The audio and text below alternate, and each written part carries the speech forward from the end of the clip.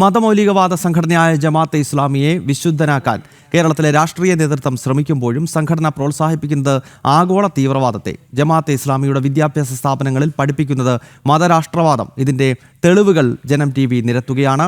ഈ ജമാഅത്തെ ഇസ്ലാമി പല സമയങ്ങളിലും കേരളത്തിൽ തെറ്റിദ്ധരിപ്പിക്കപ്പെട്ടുകൊണ്ടിരിക്കുകയാണ്. പ്രത്യേകിച്ച് ഇടത് വലത് മുന്നണികളാണ് ജമാഅത്തെ ഇസ്ലാമിക്ക് അനുകൂലമായി അത്തരത്തിലുള്ള ഒരു നിലപാടുകൾ എടുക്കുന്നത്. ജമാഅത്തെ ഇസ്ലാമി എന്താണോ അവരുടെ യഥാർത്ഥ മുഖം പുറത്തു വരാത്ത രീതിയിലുള്ള ഇടപെടലുകൾ ഇടത് വലത് മുന്നണികൾ സ്വീകരിക്കുന്നു. കൃത്യമായി തന്നെ നമുക്കറിയാം, ആഗോള തലത്തിൽ തന്നെ ജമാഅത്തെ ഇസ്ലാമി എന്ന് പറയുന്നത് ഒരു ഭീകര സംഘടനയാണ്. പക്ഷേ കേരളത്തിൽ അദ്ദേഹത്തിനുള്ള ഒരു വ്യാഖ്യാനവും നൽകുന്നില്ല എന്നുള്ളതാണ് വസ്തുത. അവർക്ക് ഒരു ഒറ്റ മുഖം ഉണ്ട്. അതിൽ ഒറ്റ മുഖം മാത്രമാണ് ഈ ജമാഅത്തെ ഇസ്ലാമി വ്യാപകമായി പ്രചരിപ്പിക്കുന്നത്. ഇടത് വലത് മുന്നണികൾ ആ രീതിയിലുള്ള ഇടപെടലുകളാണ് നടത്തുന്നത്. കാരണം അവരാണ് ഭരണത്തിൽ ഉള്ളത്. പല സമയങ്ങളിലും പ്രത്യേകിച്ച് വോട്ട് ബാങ്കിൽ ലക്ഷ്യമാക്കിക്കൊണ്ട് തന്നെ അത്തരത്തിലുള്ള നടപടികളും ഇടപെടലുമാണ് ഇടത് വലത് മുന്നണി.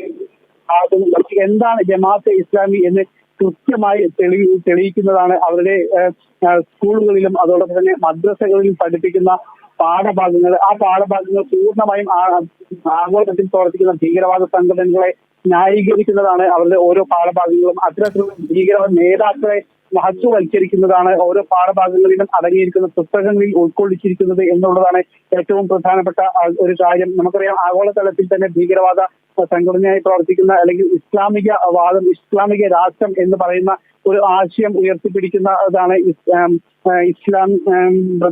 മുസ്ലിം ബ്രദർഹുഡ് എന്ന് പറയുന്നത്. അതിന്റെ നേതാക്കളായ ഹസനുൽ ബന്ന, സായിദ് കുത്തുബ്, മതരാഷ്ട്രവാദത്തിന്റെ വക്താവായ മൗദൂദി എന്നിവരെയെല്ലാം തന്നെ മഹത്വവൽക്കരിച്ചുകൊണ്ടുള്ള പാഠങ്ങളാണ് അവരുടെ പുസ്തകങ്ങളിൽ ഹദീസുകളിലും എല്ലാം തന്നെ ഉൾക്കൊള്ളിച്ചിരിക്കുന്നത് എന്നുള്ളതാണ് ഏറ്റവും പ്രധാനപ്പെട്ട ഒരു കാര്യം.